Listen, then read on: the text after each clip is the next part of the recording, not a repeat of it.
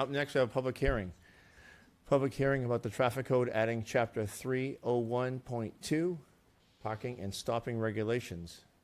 Who was presenting? I don't see the. Do we have the deputy chief? We don't need the chief for this one. Okay, all right, okay, all right. Not that we don't need the chief. I got you. He's coming back from All right, vacation. that's all right. We can handle this without him. All right. So obviously, we went in front of the council on the 1st of June, and there was a number of citizen complaints about these two particular roadways with drifting and other behavior out there that was creating a lot of noise for those neighborhoods. And one of the things the chief proposed was parking, because they park along both sides of that roadway, and they're involved in these activities. So that was one of the steps that he proposed putting into place. That requires action of the council to put those regulations in place to do that. So this is the public hearing phase of that, and you have proposed section 301 in front of you. It also has a temporary provision that allows for temporary no parking by the DPW director for a very limited period of time.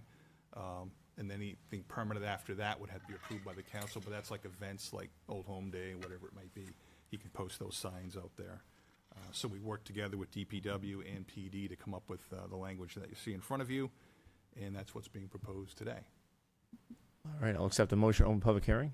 So moved. Second. Motion from Deb, second from Ted. All those in favor say aye. Aye. Any opposed? Chair votes in the affirmative. Anyone from the public wish to discuss?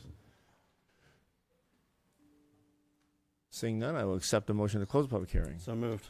Motion from Ted, Second. second from Dan. All those in favor say aye. Aye. Any opposed? Chair votes in the affirmative. Back to us. What do we want to do, guys? We're just talking about putting the no parking signs. We're not doing speed bumps. Nope. No parking signs, and we had, with this being appropriate, I know we had discussed it a little bit, but appropriate to discuss doing the pavement. So I guess I'll move that the Okay. Londonderry Town Council hereby adopts the amendments by adding section 301.2 to the traffic code, which is what's displayed right I there. have a motion from Sean, Second. second from Dan. Any further discussion? All those in favor say aye. Aye. Any opposed? Chair votes in the affirmative. Excellent. Chairman Dunn, do you want, I have the deputy DPW director, he can talk to you about the chip seal. Yeah, That's a I was just going to ask if Yeah. that would be, just so that the public could hear about that. That was a really good solution. James and Dave Wally, we're looking at Yeah. options. What can we possibly do, and you can speak to that. Yeah, you guys came up with a good solution. I just want you could share with the public. What is the solution? Chip seal. Chip seal. What is that? Okay. Chip seal is a preservation technique used on pavement. So Dave and I were curious on alternatives to what we could do. And in and through some of what I'm actively working on with respect to the roadway program that we're developing, the PCI is being developed under that PCI and pavement preservation techniques that you would develop through that rating system.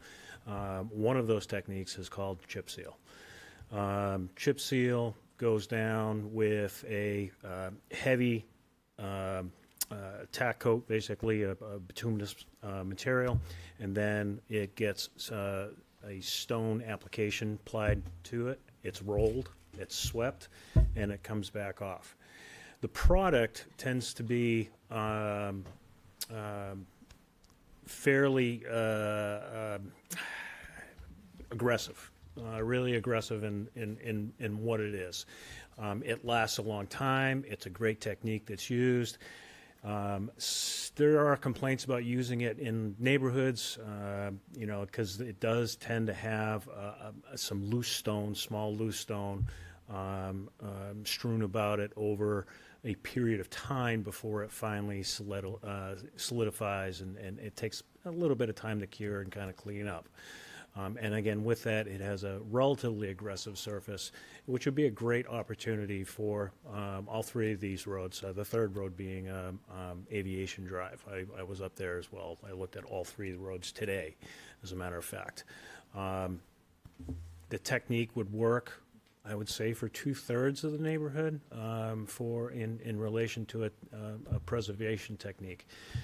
I don't know necessarily on a deterrent, but certainly the aggressive nature of the material could work for a deterrent if they start seeing that their tires that they are so eagerly to burn off their cars get to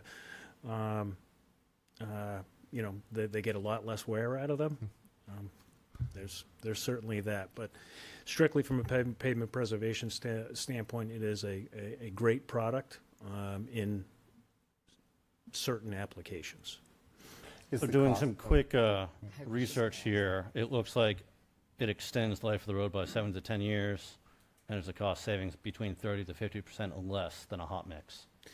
Yes. So right now, it's on the order of about $6 a square yard Mm-hmm.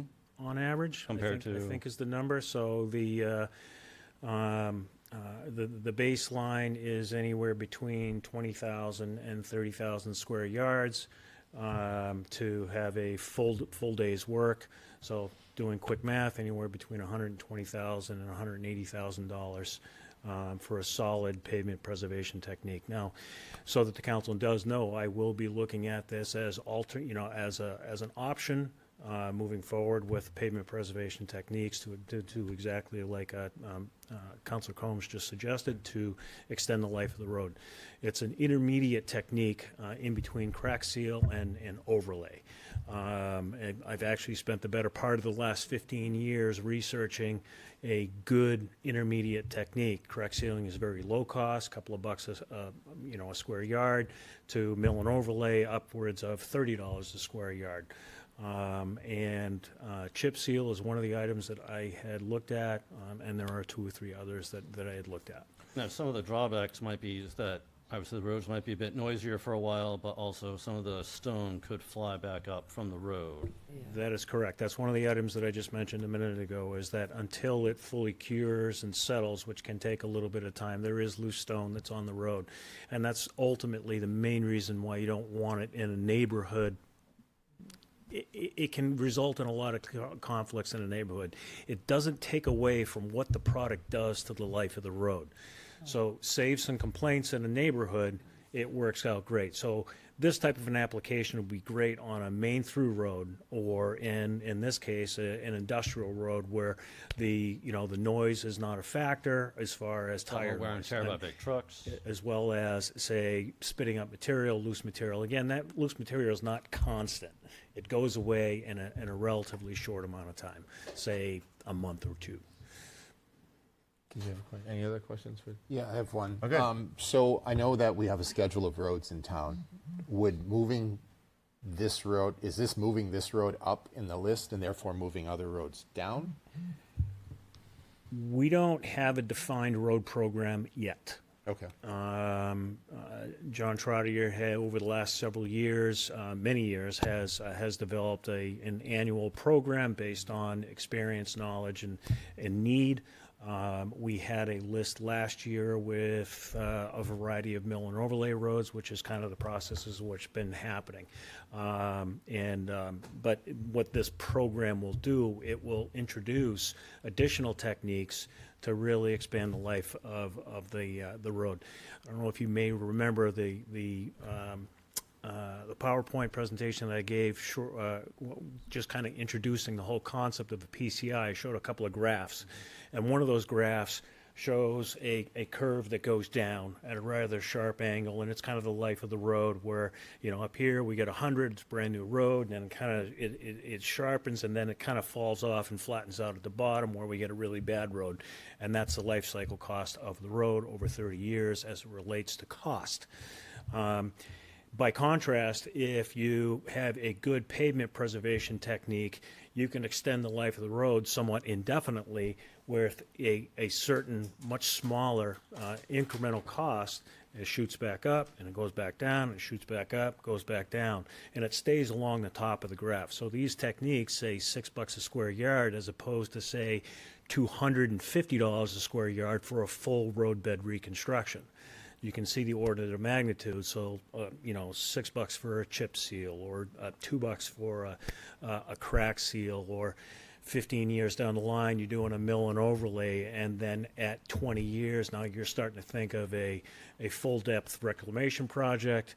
And then further on, if we have a really bad road and, the existing material just has to come out, then you get into full depth reclamation and, full depth construction where everything comes out and all new goes in, including drainage infrastructure.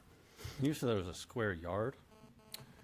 This particular item, yes, I said $6 a square yard. Yeah, and $250 a square yard to do a full replacement. Full reconstruction on average. I have a running list over the last 15 years or so of what each baseline technique costs that I kind of acquired, again, over the last 15 years.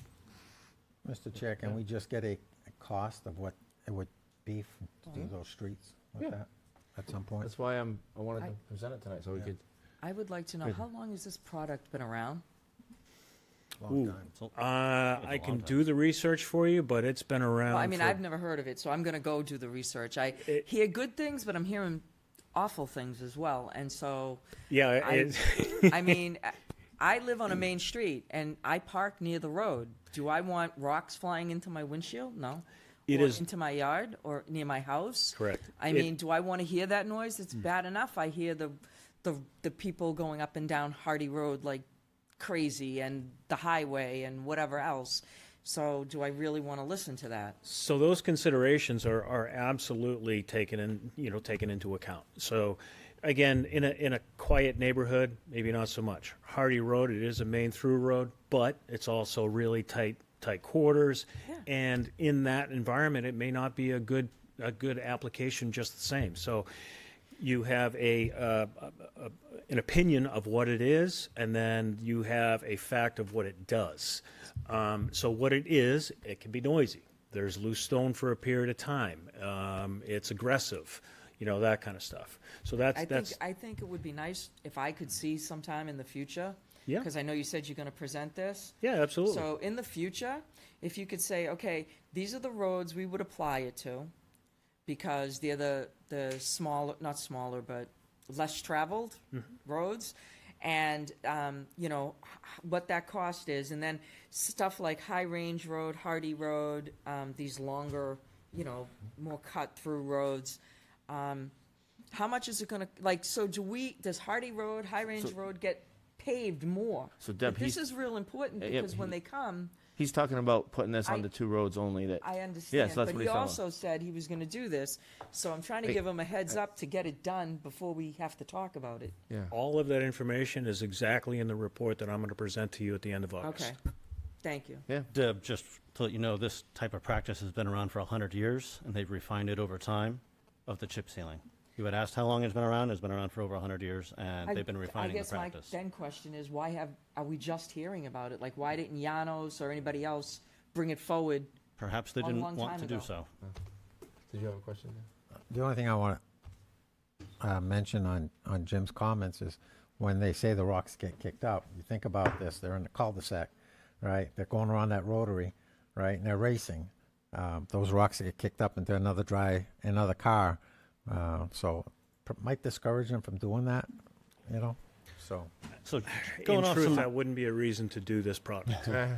so just going off of As long as you some make it a gravel rough road. math here, Jim, our standard road is 28 feet, correct? In this case, the industrial roads are 38 feet, I believe. 38 feet. Okay. Yes. A standard subdivision road is, I think, either 26 or 24, depending upon when it was built. So just doing some simple math here, you're looking at like a cost savings of almost $3 million for a 1,000-foot long road. Yeah. But you're talking a full depth reconstruction with Of that course. upper end. Right. So and it's actually one of the things I'm in and amongst what I do. I look at pavement every single day, and it's just what I do.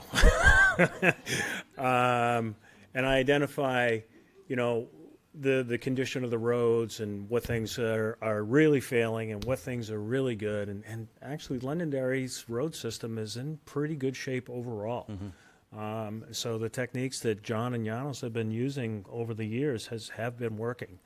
But that's not to say that new techniques can't be introduced and potentially improve that value. But again, that won't all be fully identified until the report that is generated and I present it at the end of And I August. think certainly the other end of this is we can extend out our dollars that we have in these trust funds for replacing these roads, where on our current path, we're at 100 years or more to be able to get back to that same road to replace it.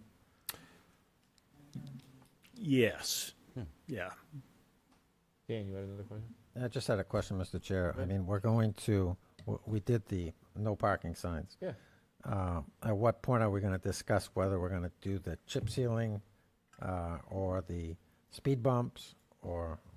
That's coming up in the future. That's why I wanted him to address it with the public tonight, so everyone could kind of get it, digest it, and Deb could ask her questions, and everyone can kind of understand what it is, because I think you and I kind of know what it is. Yeah, I And I just understand. kind of wanted everyone else to kind of see what it is. All right. So- Thank you.